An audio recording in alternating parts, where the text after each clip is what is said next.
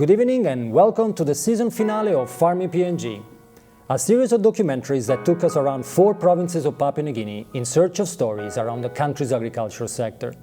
Along the way, we collected many stories, met with many people, and had a unique chance of uncovering some of the challenges as well as opportunities in a sector that truly rests in the heart of Papua New Guineans. To mark this event, I have in studio with me tonight a small group of guests who were instrumental in the making of this season and others who will be for the future of the agricultural sector in Papua New Guinea. That is Steve Woodhouse, the presenter of the show and a seasoned agronomist in PNG. I have Alan Bird, the governor of the East Sepik province of Papua New Guinea, where we have filmed the last episode of Farming PNG. And finally, the European ambassador to Papua New Guinea, Mr. Ioannis Jokarakis Argyropoulos. Together, we will be watching the 6th and final episode of Farming PNG together with yourself. But right after, we will be back here in studio to discuss some of the exciting new developments in Papua New Guinea that are likely to turn the agricultural sector on its head in the years to come. Stay tuned, and I'll see you back here right after the show.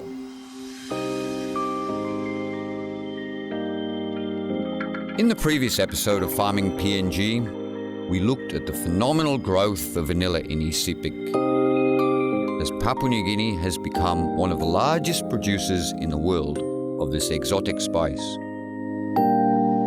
However, East Sepik is more than just vanilla, and in this episode we will find out what has been done to revamp the agriculture sector here, starting from cocoa, which was once the core of the province's economy.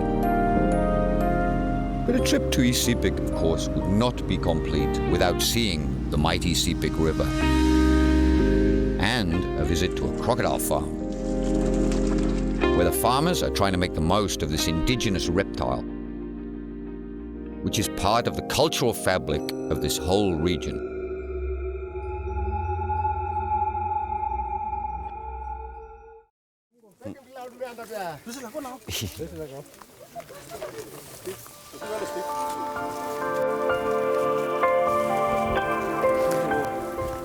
We're here in Himbru Bukinara in Yangoro area of East Sepik.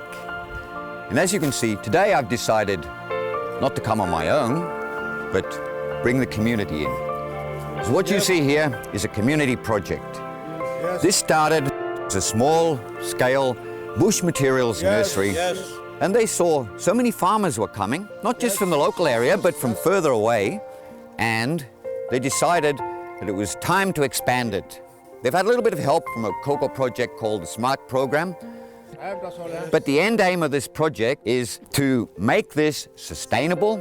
In other words, that these village people can make money from this into the future. Where this is a shining example of private people getting on and doing what's important to them.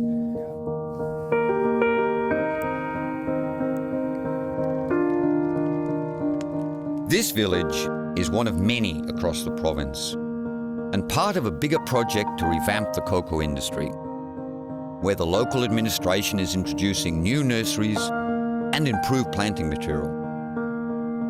The distribution of genetically superior material is fundamental to any agricultural program. And as we saw with vanilla, the growers can use this to drive a successful farming business.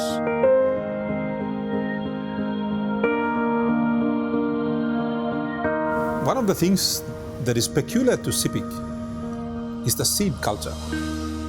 And you need to understand this in the context of the vanilla. We were able to expand vanilla so quickly because we shared seeds. Cocoa, on the other hand, we were hit with the pot borer. I mean, at one point, East Sepik was producing 24,000 tons a year. We were the largest single producer in the country. Suddenly, you got hit with pot borer and boom.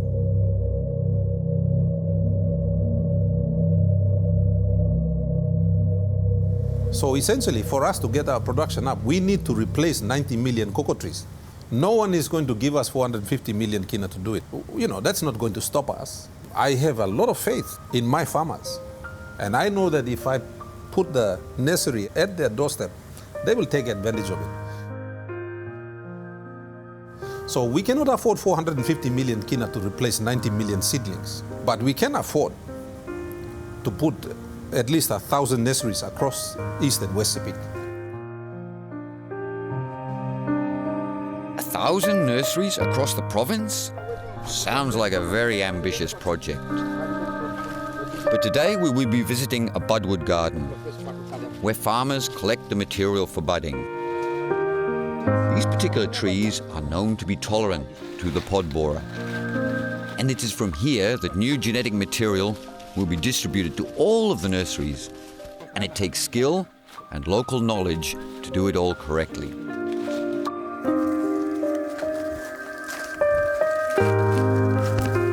Well, I'm a little bit short of breath after climbing all these mountains, but I'm here with Warwick, Simon, and Michael. Okay, we've brought them up here, we've left the rest of them behind, because these are the guys that actually do the technical work here. They understand a little bit about the history of this project and how it started and how it got going. From here, we collect the genetic material that goes back to the nursery.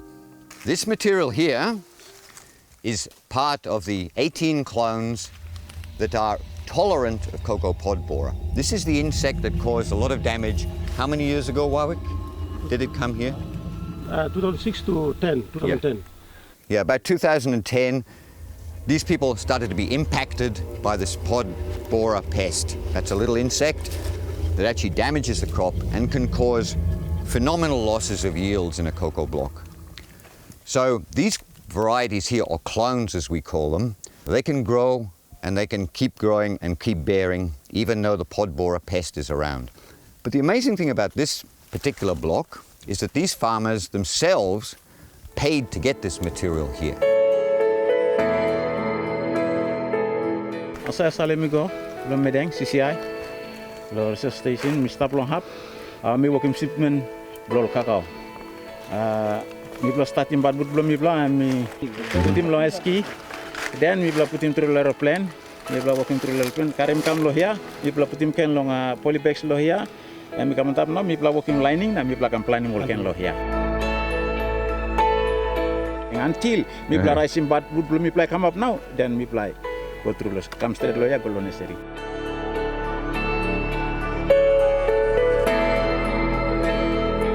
It's surprising to see how much knowledge resides with the farmers nowadays. They seem to be in touch and well informed with all of the latest trends. And they have a technical knowledge that sometimes astonishes even me. We have to transfer that knowledge from where it's currently lying idle to the people that need it the most. So we are trying to create a smart farmer, a farmer that is innovative, a farmer that knows how to make decisions that are good for him or her. But at the same time, that decision that's good for him or her, that decision is also good for the province. That decision is also good for the country.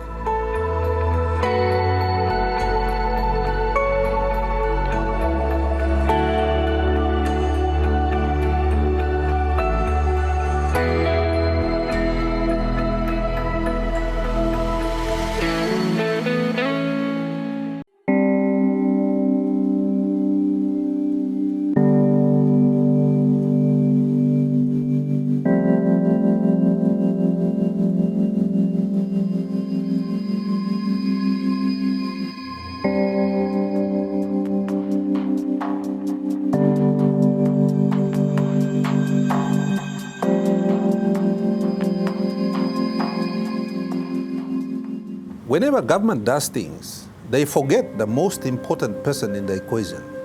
The most important person is not the government, it's not the money, it's that person in the village. That villager is a powerful production unit. You just need to understand how you tap into his or her ability.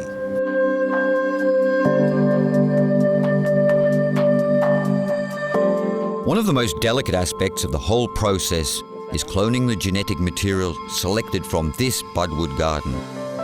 And it is here where the farmer's skills and knowledge make all the difference. It takes expertise and a steady hand to do that.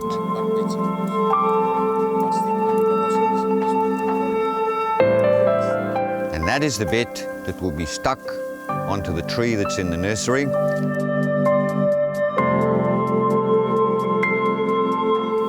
Currently, PNG farmers are producing around about 200 kilos per hectare.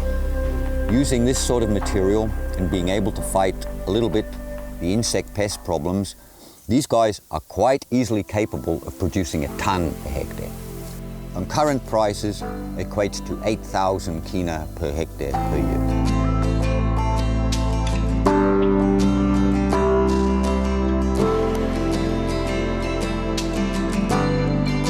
Considering the availability of land and the local knowledge of farmers here, there is no limit to what is possible.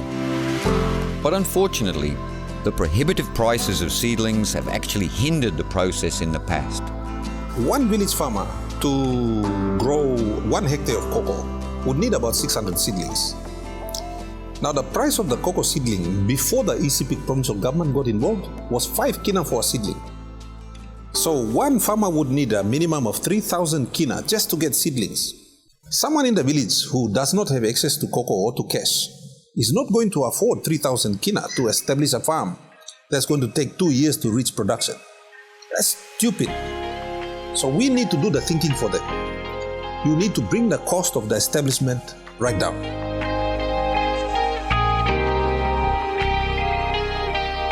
So the very first thing the ECPIC provincial government succeeded in doing was to drop the price of the seedling from 5 kina down to 1 kina 80.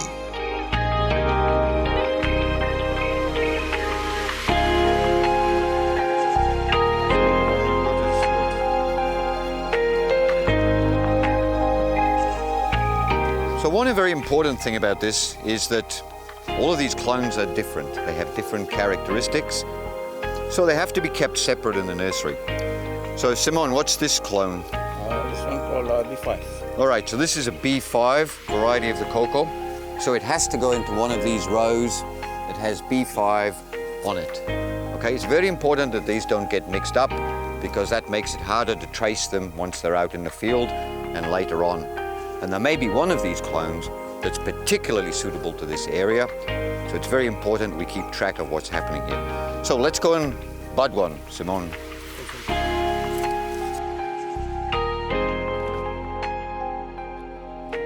Okay, so this is the tree this is the mother tree. Yes. Okay. It's called, So one of the reasons we do this is because if you just plant seedlings in these bags, seeds from trees around the place, they're exactly like us.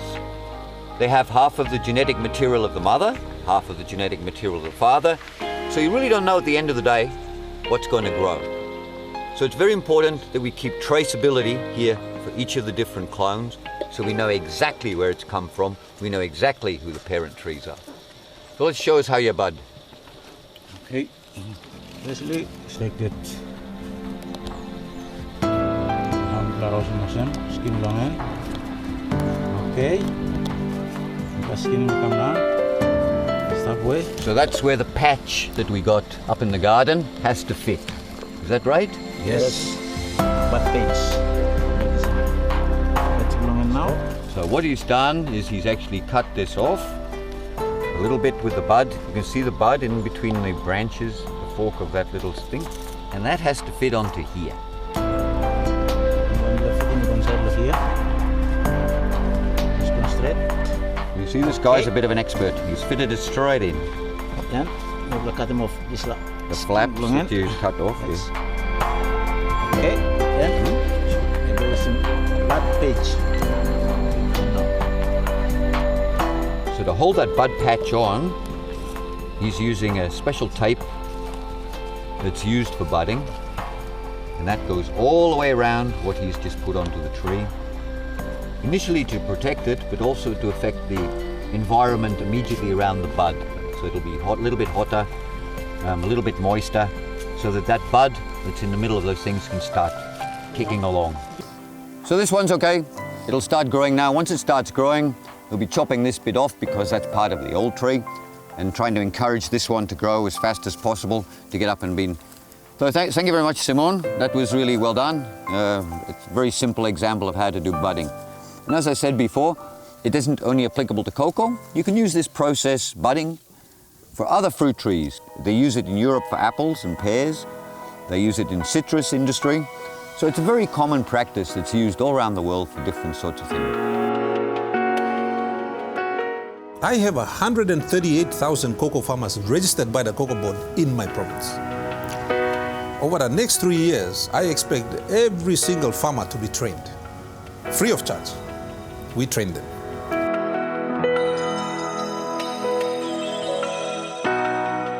Our target is to get one budwood nursery in every village. Basically, make it available right there at the doorstep of the farmer.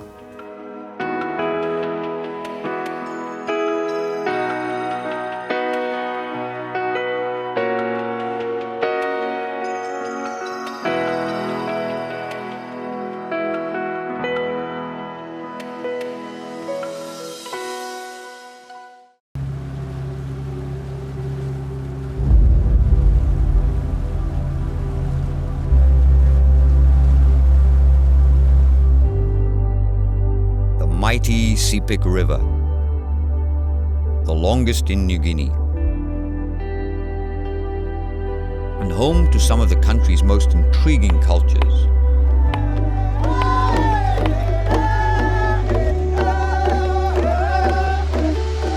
Our journey through the country will end here for the second season of Farming PNG.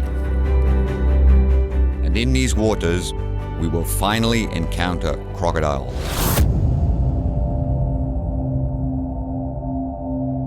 Animals that are literally under the skin of local people. For centuries, people here have been interacting with these animals who have a strong cultural significance, even to the point of imitating their skins as part of a young man's initiation. But we're here today to learn how local people are actually farming these prehistoric animals, whose hides are much sought after by the sophisticated markets of Europe and North America. Sustainability, though, is the key word for an industry that could really flourish considering the amount of crocodiles to be found under these waters. Look, we've got a population of about 500,000 people in East Sepik. You add West Sepik, total goes up to about 900,000 people. So you got about 900,000 Sepiks. But I bet you, we probably got 5 million crocodiles.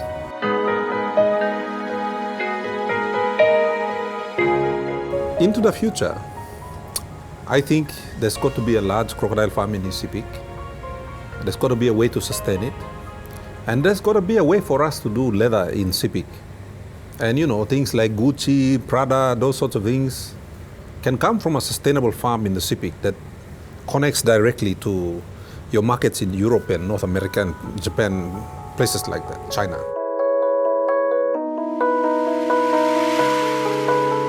Well, I must say that when I see it as a finished product, I actually like crocodile skins, especially if I know that it comes from sustainable farms. But to be entirely honest with you, I haven't been exactly fond of this animal. Its dinosaur-like appearance, the fact that you can't see it underwater, and those yellow eyes have terrified me all of my life.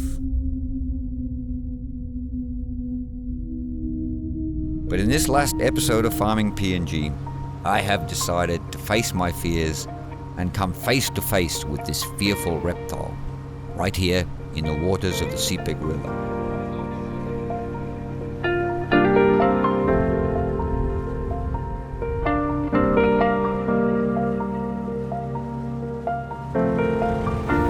So these are the guys who are actually out there hunting the crocodiles.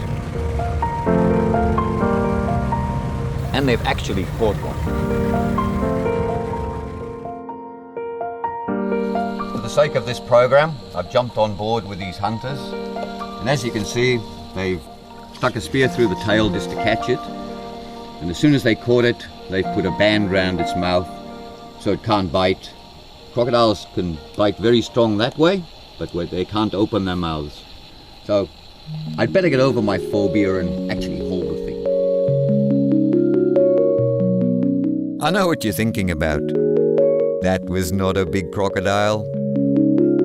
Okay, it's true. It's just a juvenile. But that's what the farmers want. Because in the wild, the skin can get damaged. But in the farm, they remain unblemished and hence increase the sale value. I can assure you though, that same animal can grow several meters long. and I would not feel so confident to handle it as I'm doing now.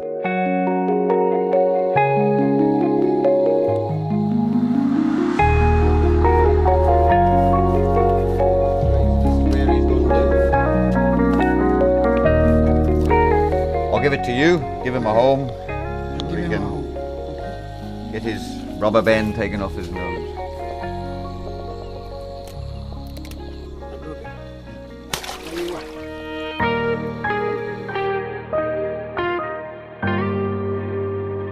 Although Paulie and the rest of the farmers here seem to have almost a personal relationship with the crocodiles, seeing them in the wild raises the issue of sustainability.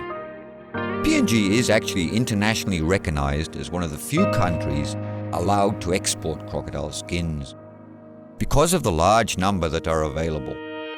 But the industry remains unregulated in East Sepik, and it's hard to estimate the population of crocodiles available and how many can be caught on an annual basis. When a clutch of crocodile eggs hatch, there might be 100 hatchlings. Only 10 survive into adulthood in the wild. The rest become food for other animals. Now, Sepiks know how to handle crocodiles. So when I talk about a farm, a large-scale farm, it would be based on collection of juveniles. So it's not really about hunting. Hunting is unsustainable. We have to move from hunting to farming. And if you look at everything we are doing in vanilla, in cocoa, what we want to do in rice, it's all about graduating this current hunter from where they are currently living, graduating them up to become farmers. So you are consistently improving the understanding of your people in terms of how they use their own resources.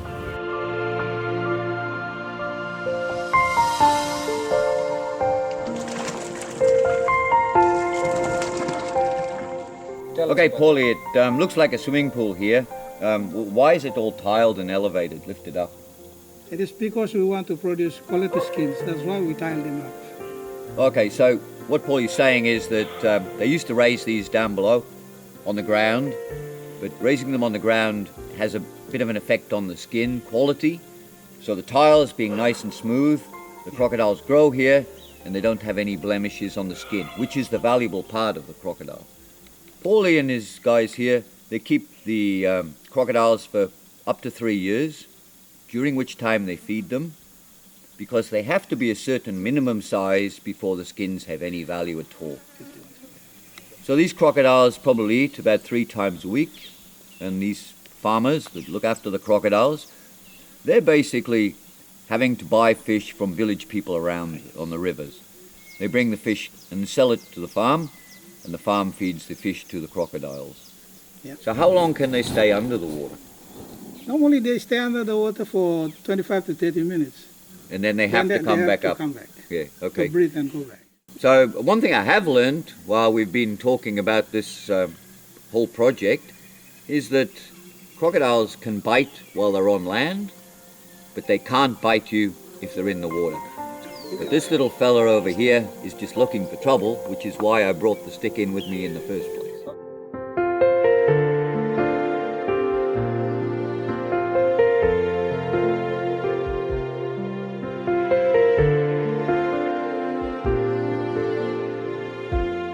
Sadly enough, this brings us to the end of our time in East Sepik, and also to the end of the second season of Farming PNG. Together, we've been to some amazing places. And more importantly, we've met with people who are committed to a better and brighter future for the agriculture sector through sheer hard work and determination. A lot of big words, but in my experience, there should be less talking and a lot more action on the ground to make things happen. You reap what you sow, they say, and this could not be more accurate than when talking about the agriculture sector. Even though we've completed our journey here for this season, I still feel that we have only scratched the surface. And you should not be surprised to see us back soon with a whole set of new stories, new places to discover, and new people to meet in this amazing country that is Papua New Guinea.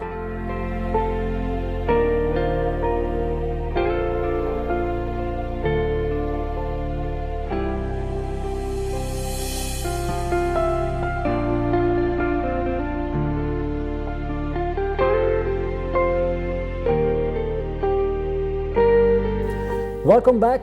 This marks the end of Farming PNG Season 2, sadly, and we have learned plenty of things along the way. First of all, that Steve Woodhouse has a tremendous fears for crocodile, but he has faced it on camera and is now very confident of holding crocodiles in his hands. But we also have learned that the agricultural sector is a very, very deep into the skin of the people in this country, and you don't need to teach anything to Papua New Guineans when it comes to agriculture. You actually have to encourage them to produce more and to do better into the future. Now, we have 4 of you here in studio, and I know that all of you have strong opinions about the agricultural sector, and there is plenty to talk about. Steve, we said many times while we were filming this show that the agricultural sector, like any other sector in this country around the world, is changing rapidly. It's not anymore enough just to plant tomatoes and potatoes. There is a lot of science, there is a lot of technologies, there is a lot of research and development. So in a nutshell, today, what can we say where the agricultural sector is going into the future? Yeah, okay. Well, Marco, as you know, I've been here about 40 years. When I first came to Papua New Guinea, a third of the country's GDP came from agriculture. It is now considerably less than that. But as you say, farming is definitely part of the entire culture here, from the highlands all the way down to the coastal regions. PNG does very, very well in terms of export cash crops. Cocoa, I think we are now about 1% of the world market. Oil palm, slightly more. Coffee, 1-2% of the world market. But the face of agriculture is, as you said, changing incredibly rapidly. Now, you say when I came to PNG, when was that? For the in 1979. Right. So, I mean, people were quite happy growing the cocoa, growing the copra. I mean, the oil palm story is a success story. There is no two ways about it. Right. There are issues with it, obviously, and things that still need to be addressed. Whereas the coffee, the cocoa, the copra industries have all tended to go backwards. All right. So basically in 41 years, what you have seen that when you came here, the agricultural sector actually was in a better position than it is today. Very much so. Right. I mean, there's so many issues, you know, it's a very complex argument, but you have population growth, pressures on the land in places where there wasn't pressures on the land in those days, issues of law and order, roads, communications, all those sort of things. But the point is, the agriculture sector has competent people. They have farmers who know what they are doing. They have PNG scientists on the ground who are very good. Some of them can match it with the best in the world. You have businessmen and people like New Britain Oil Palm who are world-class businesses. They're not just here making money for themselves. They are part of a huge organization. The environmental issues surrounding oil palm production, they're some of the best in the world.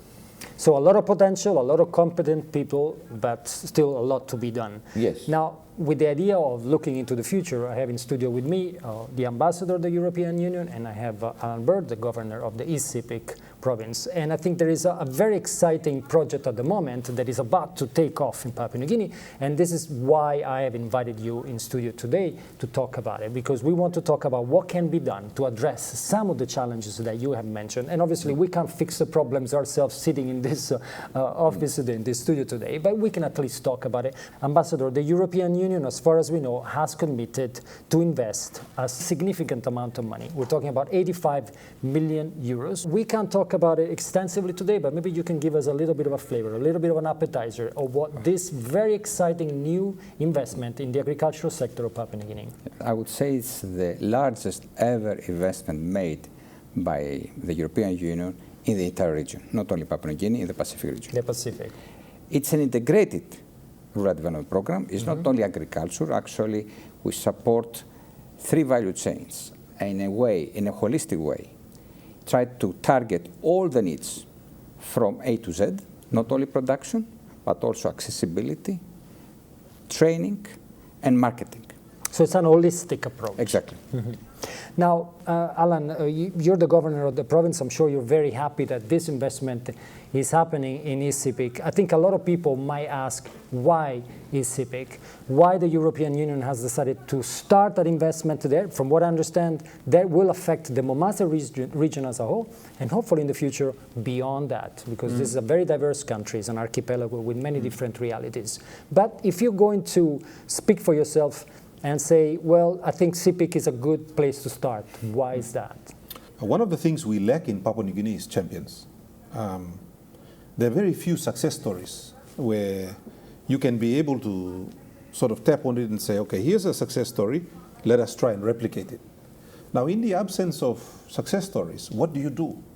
How do you zero in to pick the one or two things that you do that will help solve a lot of the issues that you have? And I think Isipik has proven, particularly our vanilla farmers. What most people don't realize is that vanilla was built by ordinary farmers. There's no government policy on vanilla. You've got government policy on cocoa, you've got government policy on coffee, you've got government policy on just about everything. And if you look at the success rates there, very, very poor. And you got to contrast that with vanilla. Vanilla is totally driven by village farmers. Yet they are now the second largest producer in the world. How is that possible when you have such a powerful government that can make all these decisions? In the one area it is not contributing any decision making, boom. You've got amazing, world-class producers who can match it with the best in the world. Now, that's something that Papua New Guinea is never very good at. We're never very good at getting a lesson from something that's successful and replicating. For 40-odd years, Papua New Guinea has been doing things a certain way. We've been spending so much money, whether it's government money or donor money or anybody's money, and the results are in fact telling us that we're going backwards. So perhaps it's time, as Einstein said, change the way you are doing things and you will get different results.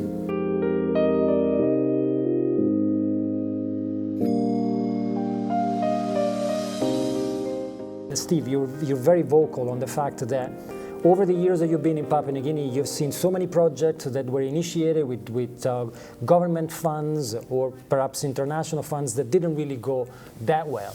And I know for a fact that you think that that happened because the lack of private partnership or private intake into those projects. Would you say that perhaps this could be the case once again, or would you advise the two partners here that the private sector should play a strong role into this new investment as well? Yes, I think it's very, very important.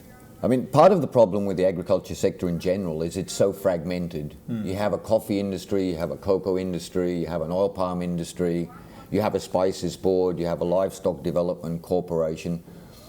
And really the old role that the Department of Agriculture used to play overseeing all of this no longer really exists.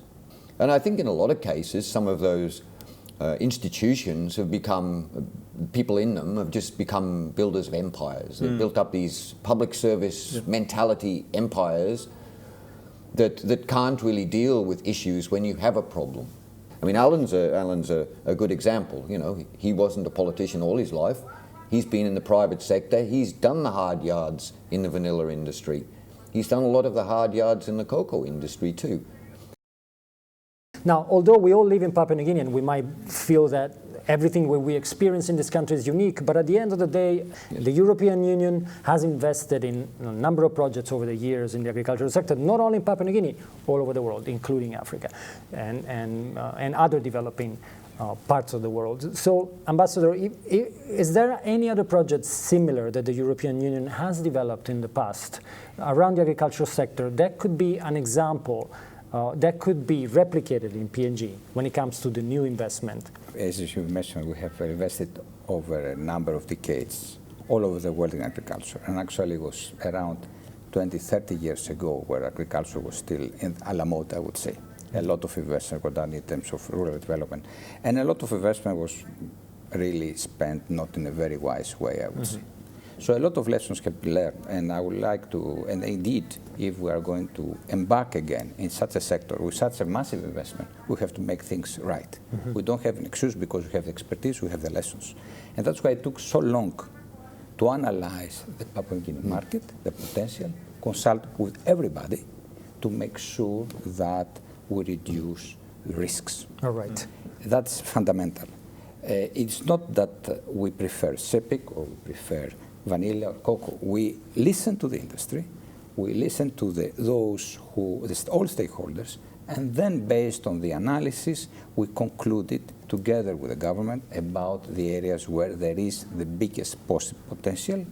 There is, when we search on results and impact. And then indeed, by creating paradigm, we can really replicate this project and expand the project to other areas. Also, within this project, we start with CEPIC, and soon after the first results, we can also continue and expand in the rest of Umaze region.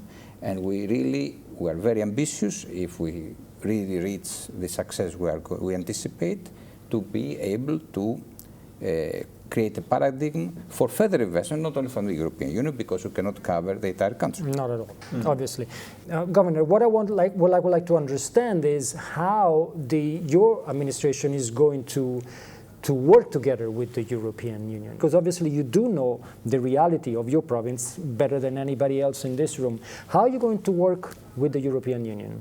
The Papua New Guinea organizations, public sector, including my provincial government administration, they don't have the capacity.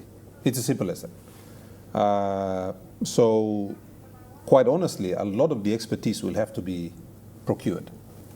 The way to do it is, there are public servants who say, oh, we've got to build capacity, we've got to build capacity. Listen, we've been building public sector capacity for 30 years, and we still have no capacity. The way to do it is to run parallel. We can't wait for public servants to get up to speed while, the country is limping along. It's got serious issues. I think a lot of times our public sector people, they make excuses and they want to own a program. As a government, I think you got to decide what do you want to own. I look at it in the sense of a vehicle. We can get a ready-made vehicle and drive it. In this case, you allow the expertise to be procured. So you're getting a ready-made vehicle. Or you can go buy the wheels, you can buy the drivetrain, you can buy the engine, you can buy the seats, and you spend the next 8 months building the car. Okay? My approach is let's not build a car. There's already a car in existence. Let's just grab it, put it on the road, put some fuel in, start the engine, and let's go. Because we wasted enough time trying to build vehicles over the years. And I think it is then incumbent upon the public servants to fire up their own personal ambition to learn and get involved, get your hands dirty, and you learn while you're doing it. Right. That's the best way to build capacity. Right. Governor, I think this is music to the ears of Steve. I'm pretty sure that he thinks that. And but I want you to hold that thought for a minute, because we're going to go for a short commercial break. And when we'll come back, we're going to talk more about this.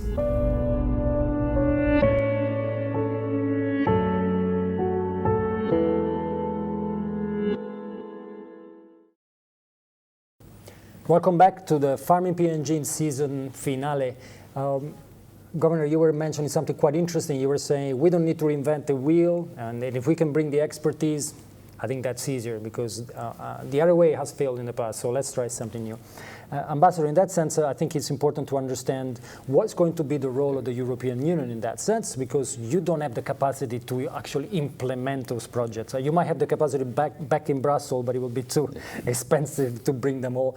And normally the way the European Union operates is that you actually have international partners that will deliver the projects on your behalf. And in this case will be the United Nations Food and Agriculture Organization. It's an entity that you have worked together with in the past many times. But maybe you can explain that sort of synergy that you normally forge. Let me first clarify that we're talking about a Papua New Guinean program, a national program supported by the European Union. It's a multi-stakeholder program. We have a lot of stakeholders, a lot of actors involved to work together, to coordinate, to reach the results we are going to achieve at the end of the day. Right. And this is where things become more complicated and very risky. It is necessary that First of all, that everybody is fully formed and aware of its contribution. And we're talking about contribution by the central government, by the Department of Agriculture, the Cocoa Board. We're talking about transport, Ministry of Works, energy, ICT, also development of small and medium-sized enterprises. We need the support, of course, of the provincial authorities in this endeavor. And we need somebody to coordinate all that. And by examining the potential partners, we came across that the Food and Agriculture Organization is an internationally recognized body that's able to play this coordinating role. But I would like to repeat, it's a coordinating role. It's a role that is going to bring together all the national bodies to work towards a joint endeavor. Now, I think it's important to understand what is the time frame of this project, which sounds very ambitious because you will have to involve so many entities, so many, and hopefully also the private sector, as you said, Steve, very, very important. So that kind of things always takes time, and sometimes it gets messy along the way. So what are we talking about? When will this investment actually make itself felt on the ground, to begin with in Greater Sepik, as you said, and then the rest of the country? And how long will it take altogether? Do we have a time frame for that? Indeed, the whole duration is not going to take more than 5 years. And we have already entered since last month at the beginning of the implementation, which is a critical nitty-gritty design phase. Okay. Now is the phase where we're going to detail all the action to take place, and it's the final design, I would say, whereby we have really to make things right. I expect to have the first works on the ground sometime in mid-2020 to see the first results. So now is the time where all stakeholders have to sit down together, and we also foresee certain workshops and meetings together to make sure who is doing what and when. And this is very, very critical. Do we have a name for the project, Governor, that we can call in a simple way? Not one of those acronyms that are really difficult to pronounce and nobody actually remembers. Do we have like a catchy name for it that could ring in people's ears? Well, right now I have to defer to the ambassador, to be honest. Actually, we have already a name, which is an acronym, but it also can the spelling is not the same. It's not so catchy, I would say, but it's quite straight. It's called straight. Well, that's a catchy one. Straight. It's I like straight, that. indeed. Well, it has to be straight. Yes, okay? it has to be straight. But to go straight in Papua New Guinea, it's not easy. And Steve and I know about that because we have traveled this country back and forth filming Farming PNG. And our back, it's not in a good condition anymore because we had to go back and forth, up and down, just to go anywhere. So I would say transport is probably one of the biggest issues we have faced in this country. Yeah, I think there is a lot of issues there. I mean, marketing is also an issue in Papua New Guinea. Traditionally, we've exported processed cocoa beans, we've exported crude palm oil, we've exported coffee. They go to international, very sophisticated markets. And I think this is something that a lot of Papua New Guineans don't understand. If you go into a supermarket in London, you can go and have a look in the coffee section, and you'll see coffee there from maybe 40, 50 different countries around the world. Colombian coffee, Brazilian coffee, Ecuadorian coffee, coffees out of African countries. So we're up against a very sophisticated marketing situation. And just because you plant the stuff in the ground, that's only the beginning of it. You need to be out there seeing what the world market requires. What's required in Australia may not be the same as what's required in Greece or in England.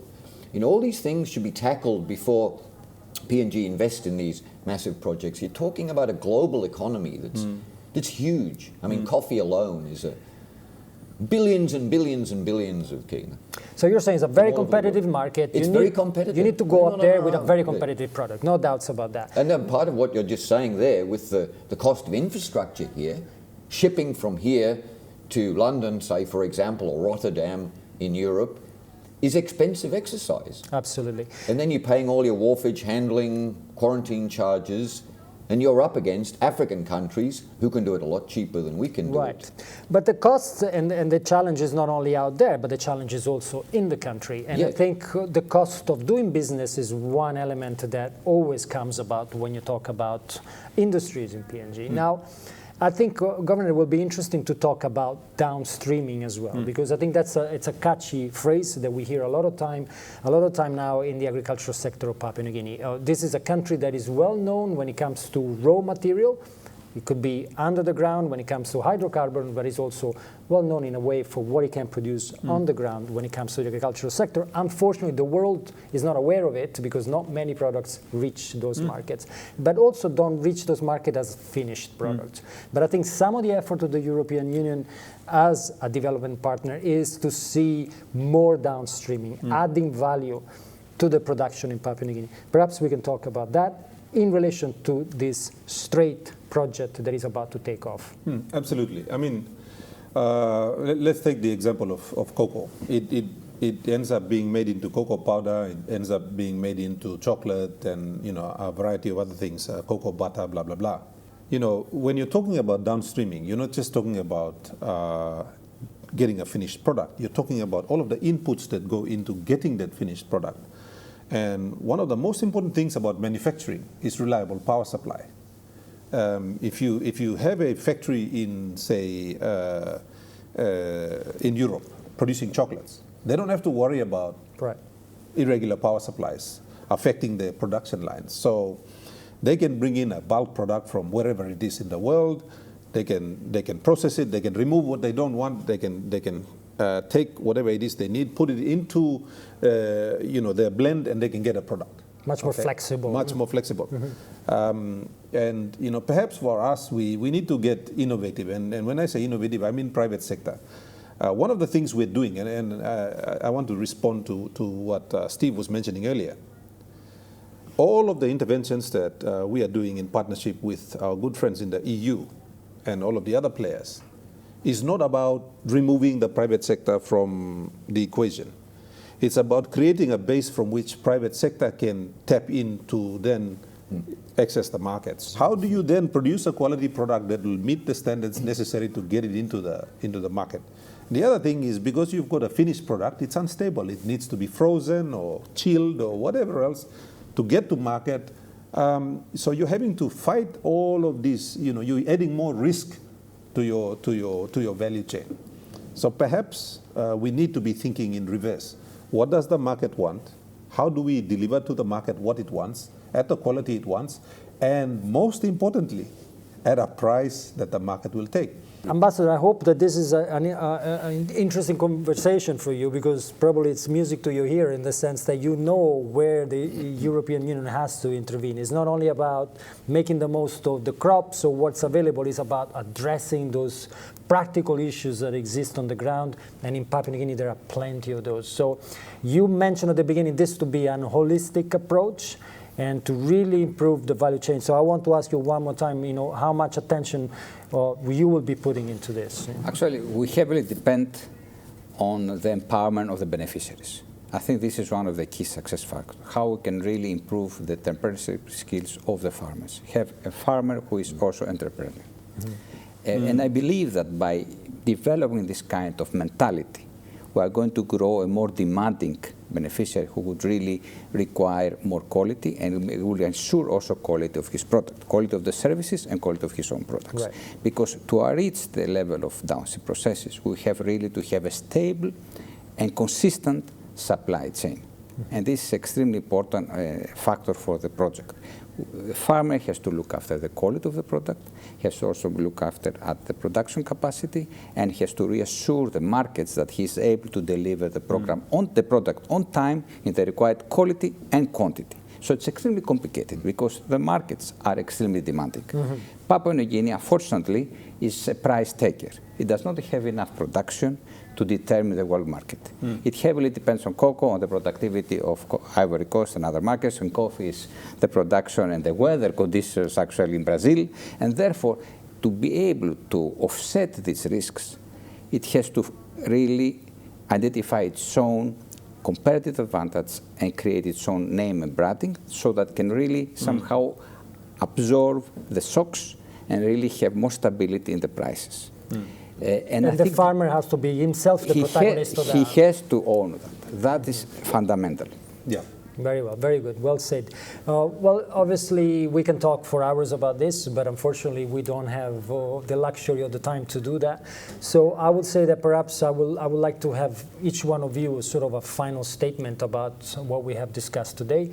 I will start with you, Governor, because I'm sure you will be sleeping at night and thinking, you know, where is CEPIC or Greater CEPIC will be 5 years from now, knowing that I have a development partner that is willing to invest a considerable amount of money, and I can really turn the sector that is close to me, because I do know that the agriculture is very close to your heart, and you have a unique opportunity, probably once in a lifetime, we can say. Well, I think the most important thing for me is the opportunities it creates.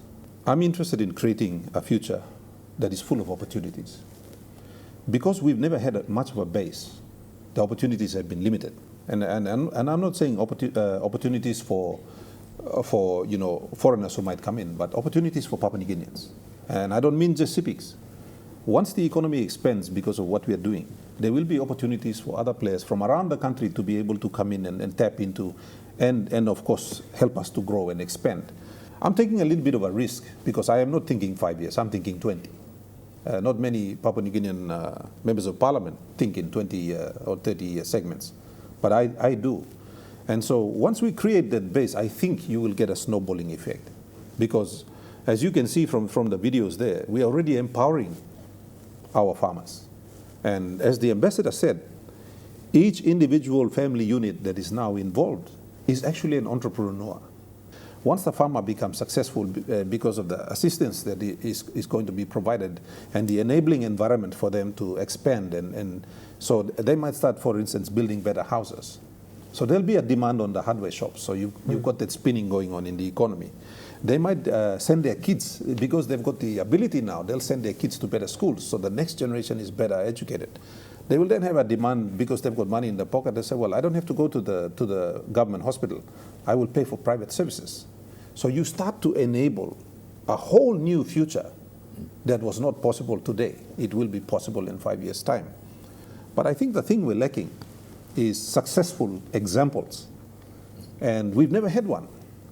So if you create a successful pilot, which is what we are doing, it can be replicated. It can be replicated. There will be a demand for it.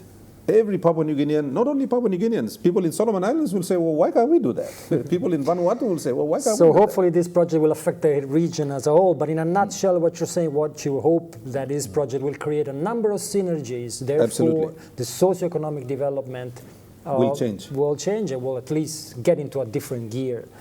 Steve, what would you say they should really pay attention to make this a successful story? I think there's a number of things. I mean, one is there's a growing global demand for niche market. So some of the things like coffee, your cocoa, your vanilla, coconut oil, there's more and more of that going to become available. You know, you're not talking large volumes like we traditionally export, but small niche markets, they're actually worth more money. But I think, so there are some wonderful, exciting opportunities on the horizon for Papua New Guinea. If we can just take that next step scientifically, marketing-wise, move on quickly to catch up and to make things happen in a PNG level. But I think the most critical point is that it should all be for the benefit of the farmer, because the farmer himself, he knows what his land can do, he knows what he needs to do. Once he starts getting money in his pocket and a guaranteed market for his produce, he becomes an entrepreneur himself. Ambassador, I suppose this has been probably the most successful project that you have overseen. So if you have a wishful thinking, what would you like to see for this project? First of all, I would say that we are doomed to succeed. Good. Doomed to succeed is the last. It's perfect. That's extremely important. Good. Because it's a massive investment. Right. It's a grant investment. It's investment from European taxpayers for the development of Papua New Guinea, not only for the geographical or sectors that we try to develop now.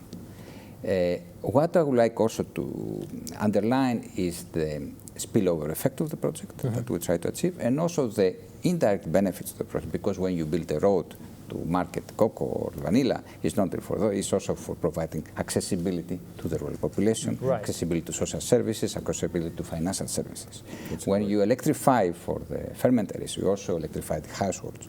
And what I would like to see is to have some results, some outcomes on how many finally beneficiaries were directly or indirectly, so that can also showcase to European investors that this is really worthwhile doing. Absolutely. Well, I'm an ecologist really deep inside, so my hope is that this project will bring some new technologies also when it comes to power, because I am frankly really tired to talk about generators and diesels and all of that. And the CPIC, like the rest of the countries, got so much sun and water and so on. So it would be great if this project really brings about sustainable sources of energy, which really is the biggest challenge for this country. So I hope that some of that will be part of this project. So I think that brings us really to the end of this discussion. Sadly brings us to the end of Farming PNG Season 2. Steve, I really hope that you and I will be on the ground soon to go and film some other news stories, because we all know that doesn't matter how much we talk about the agricultural sector, we will only scratch the surface, because this is really goes so deep into the fabric of the nation, and it goes so deep into the culture of Papua New Guinea. So with this, we close this discussion here tonight. I would like to thank you all for having come here today, and also I would like to thank the viewers for having following us over 6 episodes, and hopefully we will be back soon with another season of Farming PNG. So thank you very much, and good night to all.